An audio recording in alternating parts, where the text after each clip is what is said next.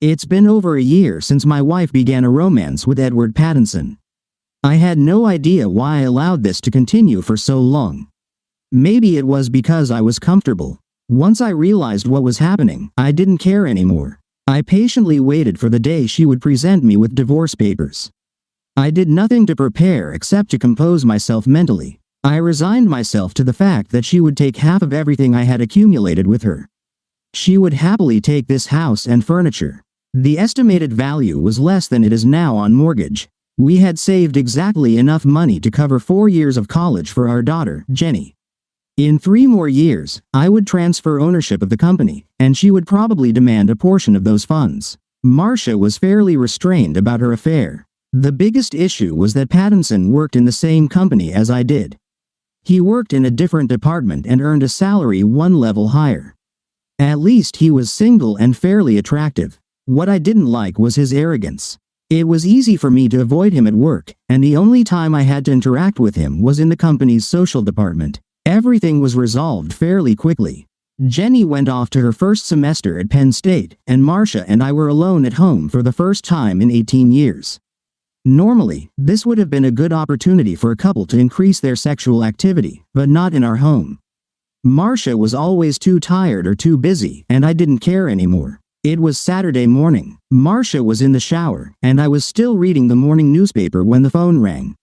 I wasn't expecting a call, so I just let it go to voicemail. It was, to say the least, an interesting message. "It's Malcolm Jewelers calling. Engraving on your watches is finished, and you can pick them up anytime. Thank you." Well, that was interesting. I don't wear watches and never have. It really bothered me that there was something hanging on my wrist. Marcia had no reason to engrave anything on her watches, and Jenny used her mobile phone to check the time. I've never been one to indulge in my wife's whims or anything else, but today I felt a strong desire. The receipt from the jeweler's shop was stuffed in the pocket where he kept his credit cards. I read it carefully. Happy Tag Heuer Carrera watches with black alligator leather strap. Engraving on the back, "Forever. Marcia, $3,900. Fully paid." I carefully placed it back and grabbed myself a cold beer. I damn well knew this wasn't for me. Marcia had just returned to the living room as I stepped outside to start trimming the lawn. It took twice as long as usual to finish the yard work, but it gave me a good chance to think things over. After lunch, Marcia informed me that she was planning to spend the night at her sister's house in Frackville. She didn't miss the broad smile on my face. I spent the rest of the evening getting my affairs in order. I had a whole year to do this, but I waited until the last minute. I scolded myself for procrastinating, but I was glad to have finally made a decision. She returned home around noon on Sunday. We were close in proximity but hardly spoke to each other. It was the longest Sunday of my life. That night, I slept on the couch. Monday morning started off normal at work until Edward started showing off his new watch to all his colleagues. I had resigned myself to all of this until he glanced at me with a wide grin on his face. Up until that moment, he had always been calm and silent about the affair, but now he was gloating. Big mistake. I immediately took a week off and then informed the personnel that I was now ready for a transfer to the office in Baltimore. The new job came with a promotion and a salary increase. I had declined it several times before because Marcia and Jenny didn't want to move. The rest of the day, I spent at the bank and with my lawyer. I made an offer to give Marcia everything, but without alimony and without a share of my future pension. She could have all the money left after we paid for Jenny's education. With such high earnings at college, as they were, there wasn't much left. My wife wasn't home when I moved all my things into a small apartment near work. On Tuesday, I rested. The divorce papers were delivered to Marcia midweek. She called me. "John, do you want to explain this? Do you want to discuss anything?" "No, why'd I have to sign these papers?" "Marcia, this has been long overdue, and you know it. Signing the papers will just fix everything. I'm the one getting the short end of the stick. You lose nothing and gain everything. You're not offering any support. I gave you 20 years, and you're offering nothing. If I included alimony, it would only be until you remarried again. I thought it would be a waste of time. This way, it'll all be over in 90 days. If you want to change anything, I can guarantee it'll take more than a year. I just want to move on. So, I understand you're really moving? Oh, and who told you that? Of course, I knew the answer. Does it matter? At the moment, no. There was a pause in the conversation. Marcia, I am someone who has been hurt here. I'm the one who's being forced to move. I've done nothing wrong, and yet I'm being punished. I've known everything about Paddington for years. Just sign the damn papers. I'm sorry, John. I never wanted this to happen. Tomorrow, I'll hand them over to the lawyers. For me, it was a perfect opportunity to shift the blame onto her, but I refused to give her that satisfaction. On Friday, I arrived at work and cleared my desk. No one expected to see me, and a few people expressed their objections about my failure to organize a proper farewell party. I wasn't in the mood for festivities. It took me less than an hour to tidy up. Before leaving, I called Jenny and explained the situation as best I could. How do you tell your daughter that you're leaving because of her mother without explaining the disrespectful reason? She asked once, and then dropped the subject, as if she had some idea of what was happening. I couldn't understand how she couldn't know, considering it was so long ago. I had a feeling she understood. The trip to Baltimore was somber. All I could think about was the life I had built with Marcia and how easily it was shattered. I had always planned to settle down with her. Now I had no plans for the future. In reality, I didn't care. Marcia never once apologized for her actions and didn't even acknowledge them. We avoided that topic. Naturally, we both knew what was happening, but neither of us wanted to be the first to bring it up. A man can cope with all this crap, thinking about everything. I turned on the radio. Who the hell is Lady Gaga anyway? The new job was simpler than I expected. To put it mildly, I was overqualified. Thanks to my competence and self-assurance, subordinates felt comfortable around me. It was supposed to be a good move. I kept in touch with Jenny, and she shared all the information she had about her mother with me. Paddington moved in with Marcia to our house a week after I left. Jenny was unhappy, and I couldn't blame her. Marcia signed and agreed to all the terms of the divorce. She didn't even hire her own lawyer. Everything was proceeding according to plan, and all I could do now was wait. When we approached the point where there were only 3 weeks left until the finalization of the divorce, I signed up for a 10-day cruise in the Caribbean. I hated cruises, but this one was necessary. On the weekends before my planned departure, I met with old friends from back home in Atlantic City. I treated them to wine, dined with them, and entertained them. It was nice to have old friends. It was a long 10 days at sea. I couldn't decide what I hated more, the food or the other guests. At times, I could swear I was being pursued by at least 3 lonely women. At least, I thought they were lonely. I made use of all the ports of call to dispel the boredom. When I finally returned home, I was greeted by several guests. They were detectives from Baltimore, but they were there at the request of the Pennsylvania State Police. Howard Paddison's body had been found at a rest area on the Pennsylvania Turnpike. He had been beaten with what appeared to be a baseball bat and died en route to the local hospital. His wallet and watch were taken, so the first indication was that it was a botched robbery.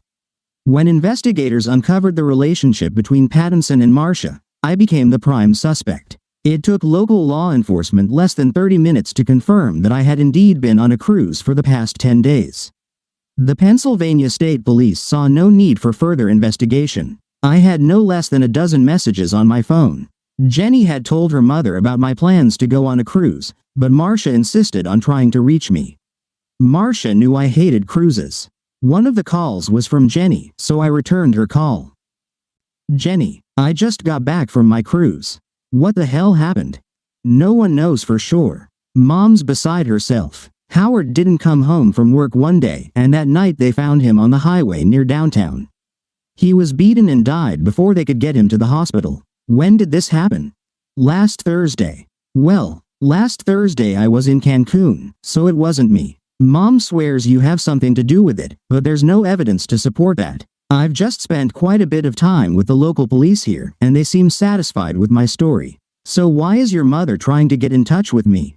She's completely lost. She doesn't have you, and now she's lost Howard. She said something about trying to stop the divorce. Can she do that? Not without my consent. If I had waited a few more days, I wouldn't have had this problem. The following week was filled with phone calls from Marcia and a lawyer named Winstead. I ignored them all, 2 days before the divorce was supposed to be finalized, I received a registered letter demanding my signature. My secretary managed to delay the delivery so I could leave the building. I spent the next 3 days in Atlantic City. Before heading home, I called my lawyer. He congratulated me on successfully thwarting Marcia's attempts to stop the divorce, then asked me for another $10,000 to cover expenses. After a few awkward moments, he started laughing.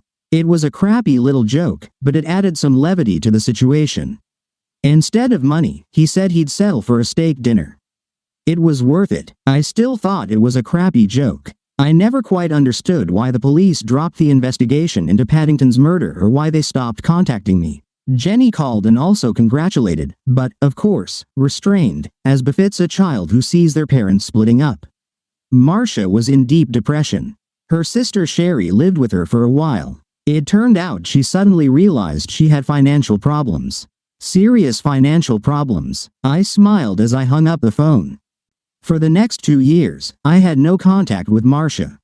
I didn't keep track of her or check on what she was doing. I talked to Jenny every month, but we both carefully avoided any conversations about Marcia. All I knew was that she lost her house because of the bank and was working in a women's clothing store in one of the local shopping centers. Marcia told Jenny that Howard had 2 insurance policies in which his mother was listed as the beneficiary.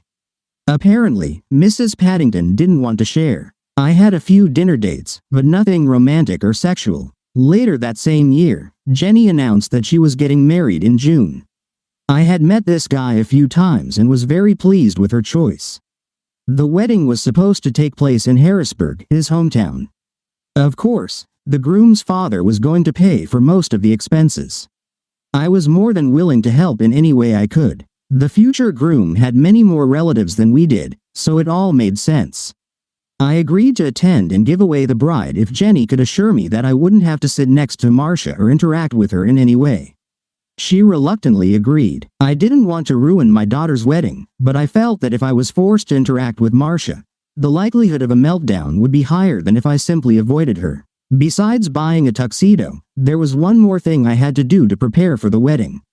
I felt devilish, or, better said, my mean streak came out. It was a beautiful wedding, wasn't it? Jenny kept her word. Everything was carefully organized so that Marcia and I could avoid each other without drawing attention. Although I was alone, Marcia was accompanied by a handsome guy about 50 years old.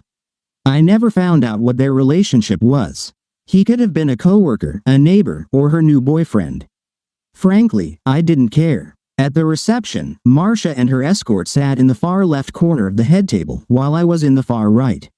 I patiently waited for the father of the bride to give his toast. When it was my turn to speak, I crossed my fingers. It was a silly little prank, but I still wanted everything to go as planned. I'm right-handed, but today I held the glass in my left hand. The words that escaped my lips were inconsequential, but my gesture towards the room was. As I raised my left hand, the sleeve of my tuxedo slid down, revealing the beautiful Tag Heuer wristwatch with a black alligator leather strap. I held my hand up longer than necessary, ensuring that the exquisite watch was visible to everyone in the room. A sudden gasp from the far end of the table told me my mission was accomplished. I spoke a bit longer than usual, just to lighten the mood a bit. When I sat down, there was a wide smile on my face. Marcia saw the watch and recognized it. All the plans had paid off. A few minutes later, I saw my ex-wife and her escort leaving the room. She looked upset, but I couldn't tell if she was crying or not. I wandered around for another hour, playing the dutiful father, and then quietly left and returned to my hotel room. That night I slept restlessly. I wasn't sure what Marcia would do, or if she would do anything at all. If she did nothing, I would know she had come to terms with her fate and was ready to move on. If she was still upset about what happened, I might have visitors. The answer came at 6 in the morning. Mr. John Terrell, there were 2 of them, in dark suits. I suddenly had a vision of Will Smith and Tommy Lee Jones in Independence Day. As I answered, I chuckled to myself. Yes, how can I help you? The dominant man in the suit introduced himself and his partner, then asked to come in. They were not locals, but from the state prosecutor's office. I wondered who had roused them from bed so early. I gestured for them to sit while I put on my pants. I had been expecting them, and I needed to get dressed before their arrival. There were only 2 chairs in the hotel room, so I sat on the unmade bed. I deliberately took more time than necessary to settle in. How can I help you, gentlemen? Are you the John Terrell who was at the Peterson-Terrell wedding yesterday? Certainly. Jenny Terrell, now Peterson, is my daughter. We were informed that during the reception you were wearing expensive, Tag Heuer watches. I reached for the bedside table and took out the large-sized watch. Yes, I was wearing these watches. Do you like them? That's not important, Mr. Terrell. What we would like to know is where did you get these watches? Why are you asking? Could you simply answer the question? No, you will tell me why you want to know where I got it and who told you that I have them, and I will answer your questions. Mr. Terrell, we're trying to make this as simple as possible. Could you just answer the question? Fine, I bought the watch on eBay. And now tell me why you want to know this. Watches, exactly like the ones you are holding, were taken from the body of a man killed in downtown 3 years ago. I'm sure there are many watches similar to these. Could you be a little more specific? They seemed a bit uneasy. I had a feeling they were just about to drag me into some government building to finish the conversation. Mr. Terrell, did you know a man named Howard Pattinson? Of course, I did. I used to work with him, and he's the man who had an affair with my wife. Which, by the way, led to my divorce. Mr. Pattinson had exactly the same watches when he was killed. How do you know that? There was no response from either of my visitors. Were there any watches with him when he was found? They both shook their heads in unison. Do you think these could be his watches? They were supposed to be in control of this unofficial interrogation, but it seemed like they were losing their composure. Who the hell told you these are Howard Pattinson's watches? Your wife, Mr. Terrell. Your wife identified the watches. And how did she know they were his watches? There was a slight hesitation. She claimed she bought them for him. Maybe you should talk to her about it? There was no response. And that's it? Is that all you need? There's an engraving on the back of the watches that will confirm her statement. Can she prove she bought these watches? She has a receipt. Damn it, I have a receipt too. Here, let me show you. They sat quietly as I pulled out a folded piece of paper from my wallet and handed it to them. The main guy glanced from the paper to me. This is from an online classified site. It says you bought the watches for $49. Yes, but I had to pay an extra $5 for shipping. You bought used Tag Heuer watches for $49? Not exactly. Take a closer look at the description. They both looked at the description and didn't notice the broad smile on my face. It says, Tig Heuer. Here, not Tag Heuer. Exactly. Look at the dial of the watch. Suit number 2 scrutinized the dial carefully as I handed it to him. He turned to his partner. It says, Tig Heuer. Here. Gentlemen, did my wife buy Mr. Pattinson Tag Heuer watches or did she buy Tig Heuer watches for him? Disappointment spread across both their faces. Things weren't going as planned for them. May we take a look at the back of the watch, Mr. Terrell? Do you want to check the engraving? Yes. Do you mind? No, not at all. I handed them the watch so they could examine it at their leisure. I made my point. I was buttoning my shirt as they both stood up to leave. Sorry for the inconvenience, Mr. Terrell. Safe travels home. I closed the door after they left and looked at the watch.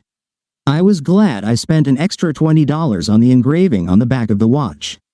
I turned it over and chuckled, reading the inscription in Old English. Eat shit and die. They could have easily checked the serial number of the watch, but that wouldn't have been nearly as amusing. I drove back to Baltimore, knowing that my wife was still unhappy with how I handled the situation. I guess I can't blame her, but I hoped there would be some remorse on her part. I was upset because she still wanted to hurt me or get even. It was she who cheated, not me. Perhaps it was time for me to get even.